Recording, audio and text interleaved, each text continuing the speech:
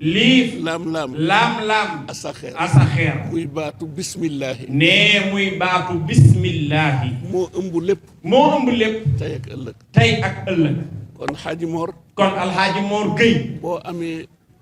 gis-gis bi boo amee gis-gis bu toll nii am taxawaay bi am taxawaay bii am yéene bi am yéene bii ak mbokk yu tedd yi nga ko bokkal ci liggéey bi ak mbokk yu tedd yi nga ko bokkal ci liggéey bi ngeen ànd jël lépp teg ko ci loxo Xaaji Idrissa ngeen ànd jël lépp teg ko ci loxo alxaaji Idrissa bu ànd dooleel daal man de gën naa gëm ni nee moom de gën na gëm ni tur wiñ lay woowee tur wi ñu lay woowee Mor Gueye sopp na bi Mor Gueye sopp na bi lu wóor la lu wér nee na loolu lu wóor la lu wér la te sopp Seydina Muhammad nag te sopp Sayyiduna Muhammad nag mooy yoon wi gën a gaaw mooy yoon wi gën a gaaw sopp ko rek sopp ko rek yàlla sopp la yàlla sopp la bëgg ko bëgg ko yàlla bëgg ko yàlla bëgg la te nag lii te nag lii téere bu tedd bi téere bu tedd bii Seydina Muhammad wax na Sayyiduna Muhammad wax na xayrukum ki gën ci yéen man taallama alqur'ana wa allama man taallama alqur'ana wa allama mooy ki jàng alqur'an te di ko jàngale ci jëf ak ci wax kon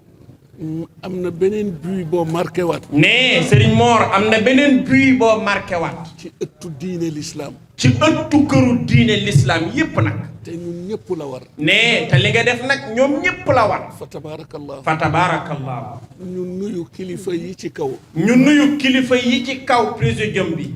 te président yebal leen te président yebal leen muy une forte délégation muy une forte délégation dama leen di nuyu waaye duma leen tudd nee da leen di nuyu waaye du leen tudd dina am ku ñëw ci loolu dina am ku ñëw ci loolu waaye daal lii wane na ni waaye daal lii wane na ni président bàyyi na xel président bàyyi na xel diine ji rawati daara alquraan yi bàyyi na xel daara yi bàyyi na xel daara yi loo xamul nag xamuloo ko sëriñ bi ne loo xamul nag xamuloo ko koo xamul itam xamuloo ko koo xamul it xamuloo ko waaye ni jamono xate waaye ni jamono xate ni xew-xew yi bare ni xew-xew yi bare nga jël délégation bu toll nga jël délégation bu toll nii bés yu mel nii di junni ci dëkk bi ne bés yu mel nii tombeek samedi di junni ci dëkk bi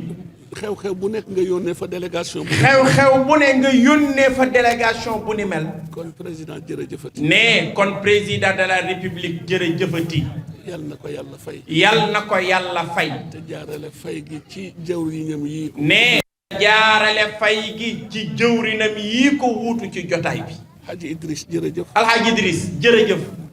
la xarwa ne laa xarwa lii yéemewul de ku la fekk fii ne alxaaji ku la fekk fii fekk la ci lii fekk la ci lii du la laaj lu tax loo fiy def ak lu tax nga def lii du la laaj loo fiy def ak lu tax nga def lii jërëjëfati gay jërëjëfati gay li Serigne Babacar Sy waxoon li Serigne Babacar Sy waxoon radiyallahu anhu yàlla na ko yàlla gërëm ni jërëjëf baat bu gàtt la ni jërëjëf baat bu gàtt la waaye ku deful dara du ko dégg waaye ku jëful dara du ko dégg mbooleem aimma yi ñu ngi leen di nuyu mbooleem aimma yi sëriñ bi nee na mi ngi leen di nuyu ñi teew ak ñi teewul ñi teew ak ñi teewul di nuyu asatisa yi ak muallimin di nuyu asatisa yi ak muallim yi rawatina sëriñu daara yi rawatina sëriñu daara yi nag ak ñun ndongo daara yi ak ñun ndonga daara yi yal na leen yàlla fay yal na leen yàlla fay ak bépp kilifa bu wuy si na sëriñ bi ne ak bépp kilifa bu wuy si ku mu gis ak ku mu gisul ci weer wu tedd wi ci weer wu tedd wii ci waxtu wi ci waxtu wii alquran tax la jóg alquran tax nga jóg te am na lu yàlla wax te am na lu yàlla wax yaa ayyuha alladina yaa ayyuha alladina amanu stajibu lillahi wa lirrasul ida daakum lima yuhyikum yal nañu yàlla boole dugal ci aaya boobu sëriñ bi ne yal nañu yàlla boole dugal ci aaya boobu kon ci ndigalu aimma yi sëriñ bi ne kon ci ndigalu aimma yi ñun waruñu ñaan ne ñoom waruñu ñaan ndax duñu amuñu xam-xam ne ndax amuñu xam-xam duñu ay duñu imaam duñu ilimaan tamit ne te duñu ay ilimaan it bu ñu bëggee doyloo rek waaye bu ñu bëggee doyloo rek surtout Cheikh Al Hadj Malick surtout Cheikh Al Hadj Malick nga war a ràngoo ne loolu garaat la. nga war a ràngoo loolu jàpp ni garaat la. yaa war a ñaan. yaa war a ñaan. juum nga. juum nga. déedéet. diine. kenn ëpp ci ay imma yi cër. kenn ëpp ci cër a imma yi. kenn ëpp ci borom xam-xamu diine yi cër. kenn ëpp ci borom xam-xamu diine yi cër. dañu war di sédde kenn waru leen a sédd. dañu war di sédde waaye kenn waru leen a sédd. kon ci seen ndigal. kon ci seen ndigal yéen a imma yeeg ulama yi. ñu bokk jàng astaghfirullah ñetti yoon. ñu àndandoo ñun ñi teew ci jotaay bi yëkk jàng astaghfirullah ñetti yoon. baatu laa ilaha illa allah sayyiduna muhammadu rasulullah sallallahu alayhi wa sallam benn yoon. baatu laa ilaha illa allah sayyiduna muhammad rasulullah benn yoon. fatihatal kitaabi. toftal ci fatihatal kitaab. salaatu ala nabi. toftal ci salaatu ala nabi. siixa bu ko nit mëne baax na. nee na nag siixa bu ko nit mëne salaatul fatiha bu waay mën salaatu ala nabi bu waay mën nga koo jàng. yépp ci sayyiduna muhammad. yépp rek ci sayyiduna muhammad lay dellu. jàng suuratu alam nashrah. nee ñu toftal ci alam nashrah. Ixlaas. falaqi ak naasi. tëje ko salaatu ala nabi. ñu tëje ko salaatu ala nabi. yàlla jataay bi yal na ko yàlla boole ca jataay ya yàlla nangu. nee jotaay bi yal na ko yàlla boole ca jataay ya mu nangu. yal na bokk ca jataay ya gërëmu fa yàlla. nee yal na bokk ca jataay ya gërëmu fa yàlla. ñu bokk jàng loolu. ñu bokk jàng loolu. a'uuzu billaahi mina shaytaani rajiim. laa hawla wa laa quwwata illaa billaahi al-aliyyil aziim. laa ilaaha illallaah sayyidunaa Muhammad rasuulullaah.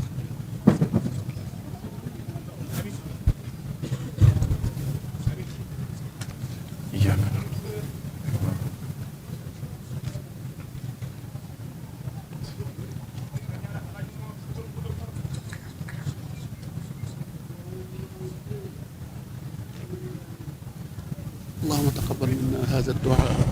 واجعلنا ثوابها هدية ونورا ورحمة راضية مرضية واسعة متصلة مقبولة إلى روح عبدك ونبيك وحبيبك ورسولك أحب وأفضل وأقرب الخلق إليك سيدنا ونبينا وحبيبنا وشفيعنا ومولانا محمد رسول الله وإلى كافة أرواح أزواجه الطاهرات المطهرات أمهات المؤمنين وإلى كافة أرواح أبنائه وبناته وأصحابه وأحفاده وذرياته وأحبابه رضوان الله عليهم أجمعين وإلى كافة أرواح جميع الأنبياء والمرسلين وإلى كافة أرواح أهل الله في مشارق الأرض ومغاربه آمين من الأولياء والأقطاب والأغواس والنجباء والأوتاد والصالحين وآلهم وإلى كافة أرواح جميع المؤمنين والمؤمنات والمسلمين والمسلمات الأحياء منهم والأموات من عرفنا ومن لم نعرف من ذكرنا ولم نذكر إنك ولي ذلك والقادر عليه وأنت على ما تشاء قدير وبالإجابة جدير بحرمة إن الله وملائكته يصلون على النبي يا أيها الذين آمنوا صلوا عليه وسلموا تسليما صلى الله تعالى عليه وعلى آله وصحبه وسلم تسليما دعواهم فيها سبحانك اللهم وتحيتهم فيها سلام وآخر دعواهم ودعوانا جميعا أن الحمد لله رب العالمين سبحان ربك رب العزة عما يصفون وسلام على المرسلين والحمد لله رب العالمين آمين يا رب العالمين. رب اشرح لي صدري ويسر لي أمري واحلل عقدة من لساني يفقهوا قولي السلام عليكم ورحمة الله وبركاته. ñu ngi leen di nuyu di leen ziyaare waaye ci jiital le ministre Pape Amadou Ndiaye di sama mag di suñu xarit ñu bokk dëkk bi di ci teg le préfet du département de Thiès moom it di Serigne Moussa Diagne di nit ku baax ñu bokk liggéey bi lu bare ci biir ville bi ñu bokk liggéey bi muy nit ku yàlla may xel mu rafet di ci jiital ki nga xamante ni aussi mooy parrain manifestation bi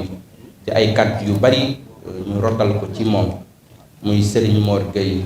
Sopp Nabi di ko ñaanal ci initiative bu rafet bi nga xamante ni aussi yëkkati na ko maa ngi fàtte aussi nuyu sama mag le ministre Alioune Sarr di suñu mag aussi moom it ñu bokk département bi di nuyu yeneen kilifa yi nga xamante ni yëpp ñu ngi fi madame Mbacké ak ñeneen ñi nga xamante ni ñëpp ak imam yi ak ñi nga xamante ni ñoo fi représenté les xalifes généraux yi nga xamante ni ñooy kennu dëkk bi di wax ni dama ñëw représenter la ville de Thiès le conseil municipal ànd ak Alioune Diop nekk adjoint au maire, Aminata Gaye nekk présidente de la commission des affaires religieuses, Amadou Diallo, Fatou Ndiéguène, Mbène Niang ak Gora Thioune ñëw ci bés bi nga xamante ni mooy bésub alquranul karim ca ñun liggéey yi ñuy def maanaam nga nekk autorité politique ak ñi nga xamante ni ñoo yor diine nga yor imam walla nga yor tarixa walla ngay liggéey ci diine dafa am foo xam ne ñun ak ñoom dañu fa daje ci mission ndax autorité politique bi dëgg bu fekkee homme politique la homme d'état dëgg la li koy yitteel mooy tabax société boobu bu bees dafa yitteel sëriñ daara bi dafa yitteel imam bi dafa yitteel xalif généraux yi tabax société boobu li ci jiitu mooy jàng ndax bu ñu jàngul mënuñu tabax société bu bees walla mënuñu tabax société bu baax société boo xamante ni day tegu ci ay valeur nit ku nite ca école boobu li ci ëpp solo di tàmbali ba mooy alquranul karim ndax yàlla suñu boroom fonk gu mu fonk xam-xam moo tax keroog bi muy wàccee alquranul karim la jibril jëkk a wax yonent bi sallallahu alayhi wa sallam mooy iqra mooy jàngal kon jàng dara mënu ko remplacer ci société mooy base société mooy base kër mooy base société yonent bi sallallahu alayhi wa sallam moom it ba mu ñëwee projet bi mu amoon mission bi mu amoon base bi yépp jàng la talabul ilm faridatun ala kulli muslimin wa muslimatin mu ne utlubul ilma walaw fi siin kon jàng mooy base waaye rawatuna alquranul karim alquranul karim bis bu ne ma wax ni ñun suñu société yi li ñu yitteel dëkk mooy nan la ñu mën a tabaxee une société stable nan la ñu mën a tabaxee une société stable boo xam ne du ñu rayante dañuy respectante dañuy xormaalante mais xool leen suñu réew mii ci société stable boobu ñu bëgg a tabax ba tey jii ñu mën a demalante ba tey jii ñu bañ a bokk waaso ñu bañ a bokk diine ñu bañ a bokk tariixa waaye ci nite googu ñi mën ko tabax ba am Sénégal bi ñu am nii boo ci génne woon liggéeyu alquranul karim lan moo ciy dese kon yaakaar naa ne xeex ak xuloo moo fiy dese ak rayante comme ñi koy société yu bari di def kon alquranul karim wees na jàngal rek xale bi mu tari déedéet day defar nit mu nite ndax alquran dafa fees sagesse dafa fees yiiw du xam-xam rek xam-xam baax na waaye xam-xam ba ca gën mooy xam-xam boo xam ne dënn ba mën a feeñ ci jëfinu doomu aadama te loolu sëriñ daara yi ndongoy daara yi exemple lañ ci loolu la tubaab di wax la pédagogie par l'exemple xale boo koy yar sama wéyjur daf daan wax ni da ngay góor-góorlu bala nga koy digal bu mu la nga ëpp ko ca doole fuuf noonu la ñuy yare xale wéyjur wi koy yar wala sëriñ daara di koy yar wala état bi yar xale état ndax état am na responsabilité yar day góorgóorlu la muy digle man ci fuuf xale bi day góorgóorlu la ñuy tere moom bu ko ca xale ba séen te loolu yaakaar naa ni sëriñ daara yi exemple lañ ci modèle lañu. kon bu ñu nekkee premier magistrat de cette ville de Thiès lu rëy lii ñu indi ko fii ci Thiès sëriñ Idrissa mu baax mi ñëwoon teel ci waxtaan ak ñun ñu ne ko promenade bi moom on le met à votre disposition ak lépp lu ngeen ci bëgg. sëriñ Idrissa ma koy gërëm ndax nit ku baax la ndax nit moom bu fekkee yiw rek lay wax moom lay def bu fekkee lu nar a ñaaw sax mu xam ca dara dina ko noppi wax la rafet loolu la ñu soxla ci nit ku baax ndax loolu mooy defar société muy nit ku baax gisuma mag jamono bu ne rek waxtu wu ne ma koy fàttali ni keroog bi may bëggee dëkk bi ma dem seeti ko mu defal ma teraanga ju rëy ndax teraanga weesuwul nga am gan nga jël ay xale ñu koy jàngal alxuraan karim ñu ko koy teeroo loolu teraanga mënu ko gën a rëy te Idrissa defal na ma loolu teraanga gënta weesu gënta rëy ma seeti ko bay ñibbi mu jël alxuraanul karim teg ci sama loxo kaamil alxuraan teraanga mënta gën a rëy alxuraanul karim loolu Idrissa defal na ma ko jour élection yi ca fajar ma jël téere bi ma joxoon ubbi ci suuratu yaasin di ko jàng ci fajar bi fi ma toog di ko jàng maa ngi dégg ci koñ bi ma dëkk ci xale yi ñu naan waa koñ bi jóg leen tey la élection yi Babacar Diop dafa war a gagné élection yi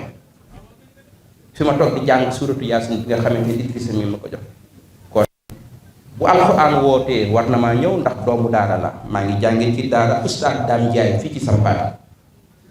su alxuraan wootee doomu daara la war naa ñëw ndax maa ngi jàngee Bilal fii ci école waaye bu Idrissa wootee aussi war naa ñëw ci wetam jàppale ko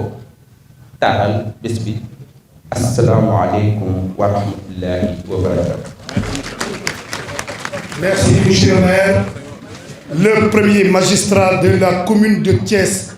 docteur Babacar Diop, sama promotionnaire de classe. yàlla yàggal sa taxawaay délégation colonel Samoura ñëw nañu Abou Samb représenté na Cheikh Mouhamadul Karam Mbacké Noreyni général waaye Serigne Assane Gueye Laye ñëw na teewal fi njabootu Laayeen yépp Habib Kane bu Serigne Babacar Sy. Je m'en vais vous lire l'allocution du comité de pilotage du concours du Grand Prix El Hadj Mor Gueye Sopnabi. Messieurs les ministres, Madame la coordonnatrice du bureau d'assistance aux Dara et aux diplômés de l'enseignement arabe, Monsieur le gouverneur, Messieurs les maires, Monsieur le président de la Ligue des imams et oulémas de la région de Thiès, honorables guides religieux, chers maîtres coraniques, chers Ndeyou Dara, honorables invités, chers Ndongo Dara, je voudrais tout d'abord me réjouir de l'événement islamique qui nous réunit ce jour. Et je ne voudrais pas faillir aux règles de bienséance qui exigent qu'en de pareilles circonstances, un mot de bienvenue soit prononcé. Je le fais avec d'autant plus de plaisir et d'humilité qu'au-delà du cérémonial, nous vivons ces instants avec beaucoup d'émotion. Il s'agit de la finale de la première édition du concours régional de récitation du Saint-Coran, doté du Grand Prix El Hadj Mor Gueye Sopnabi. Mesdames, Messieurs, pratiquer l'art de la psalmodie pendant le mois de Ramadan, qui célèbre la révélation du Saint-Coran, revêt un aspect particulièrement symbolique. Le son de la récitation du Coran avec précision peut adoucir même le plus dur des cœurs. C'est une expérience d'éveil de l'âme pour les musulmans. La récitation avec le tajwid améliore la condition avec Allah subhanahu wa ta'ala qui est plus forte que jamais. Cheikh Hamidou Kane le rappelle dès les premières pages de son roman autobiographique L'aventure ambiguë. À travers les paroles de Thierno, le maître coranique, je cite: Sois précis en répétant la parole de ton Seigneur. Il t'a fait la grâce de descendre son verbe jusqu'à toi. Ces paroles, le maître du monde les a véritablement prononcées. Et toi, misérable moisissure de la terre, quand tu as l'honneur de les répéter après lui, tu te négliges au point de les profaner. Tu mérites qu'on te coupe 1000 fois la langue. Fin de citation. Par ailleurs, ce grand moment de communion et de ferveur religieuse coïncide également avec le 66e anniversaire de la disparition de Serigne Babacar Sy radiyallahu ta'ala anhu, borom bonnet carré bi, rappelé à Dieu le 25 mars 1957. Le 25 mars est donc une date historique, une date de souvenir, de prière et de célébration du retrait de la vie terrestre de celui qui suit,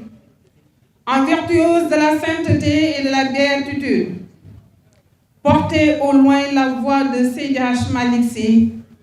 et la voix de Tivaouane. Cette voix de Seydi Hadji Malick Sy n'est autre que celle de Cheikhouna Ahmed Tidiane Chérif, radiyallahu ta'ala anhu, et conséquemment celle de Seydina Mohamed sallallahu alayhi wa sallam. Seydi Khalifa Babacar Sy fut et reste un impénétrable mythe et un florissant mystique dont la seule évocation du nom illumine le cœur du disciple. Barke Serigne Ababacar Sy, tel est le cœur des louanges chantées à son honneur et le recours de tout disciple qui a foi en son immense générosité. Puisse sa vie et ses œuvres nous inspirer. Mesdames, Messieurs, nous sommes au terme d'un processus qui a démarré depuis le 18 mars 2023. Des inscriptions à la présélection en passant par la sélection de 57 jeunes, filles et garçons, âgés de moins de 16 ans, provenant de 40 daras à travers la région, étaient en lice. Au finish, 10 candidats ont été retenus pour cette ultime étape du concours prévu ce jour. La rigueur, l'équité, la transparence ont été observées tout au long du présent concours. Je saisis ce moment privilégié pour adresser mes félicitations et remerciements aux membres du jury pour leur implication totale dans la préparation, l'organisation et la tenue de ce grand événement sous la conduite éclairée de Serigne Idrissa Gueye, président du mouvement And Doolel Dara. Nos remerciements vont également à l'endroit des Serigne Dara, ainsi que des Ndeyu Dara, qui continuent de perpétuer l'enseignement des valeurs authentiques de l'islam, religion du juste milieu, selon les propos du prophète Mohammed sallallahu alayhi wa sallam. Mesdames, Messieurs, notre espoir de voir réussir cette première édition du Grand Prix régional de récital du Saint-Coran El Hadji Mor Gueye Sopnabi est conforté par le poids et le profil remarquable de cette assistance où se trouvent réunis des responsables et des personnalités représentant différentes instances et institutions religieuses qui portent un intérêt particulier à ce concours régional de récitation du Saint-Coran. Ce concours qui favorise une saine compétition en faveur de la maîtrise du Saint-Coran et l'institution d'un prix pour les sciences enseignées procède de l'attention particulière accordée par El Hadji Mor Gueye Sope Nabi du groupe Sope Nabi, connu pour son dévouement à la cause coranique et à la promotion des sciences islamiques. Mécène de cette première édition, son soutien a été remarquable tout au long de la gestion de cette compétition salmodique, qu'il trouve ici l'expression de notre profonde gratitude. Je voudrais remercier et féliciter toutes les populations pour leur présence à cette cérémonie, malgré leur calendrier chargé. Permettez-moi d'associer à ces remerciements toutes les bonnes volontés qui ont bien voulu contribuer financièrement, matériellement et moralement pour la réussite de ce grand événement. Pour conclure, je voudrais saluer et magnifier ce bel exemple de partenariat entre le mouvement And Doolel Dara de Serigne Idrissa Gaye et El Hadji Mor Gueye Sope Nabi du groupe Sope Nabi, qui est la manifestation de notre engagement collectif pour combattre l'ignorance et promouvoir les valeurs coraniques d'amour et de paix. Que le Coran soit la lumière qui illumine nos cœurs. Amin.